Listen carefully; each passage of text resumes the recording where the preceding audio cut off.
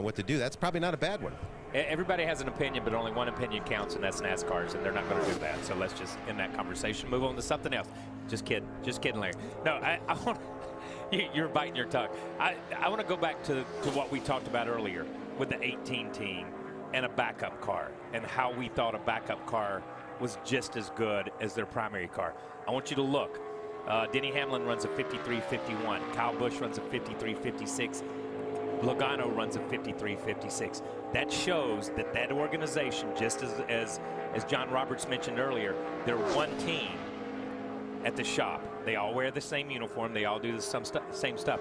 They build those cars. Every one of them comes out of the shop as good as they can. And the backup cars, as Larry said, on these top teams are just as good as their primary cars. And I think you see those guys running the same speeds. I think that pretty much proves that for the Gibbs organization. Hendrick Motorsports and Richard Childress Racing are tied at the top of the heap with 11 Cup wins each at this Talladega Superspeedway. How special would it be for one of these Hendrick Motorsports drivers to give Rick Hendrick his 200th career victory in the Sprint Cup Series here at Talladega? Well, I was going to say, you mentioned both those organizations. Rick Hendrick is looking for his 200th win in Sprint Cup.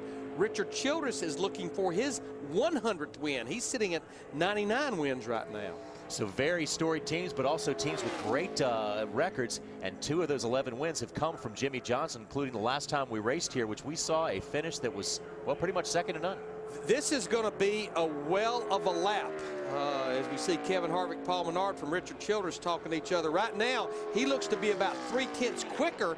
He runs a 52.80, which is over 181 miles an hour. I mentioned at the top of the show, Hendrick Motorsports has swept the 3 poles at the restrictor plate races this year. The only driver that does not have one of those poles would be Jimmie Johnson. And currently he is on top of the heap here in qualifying with his lap. Let's go to Bob.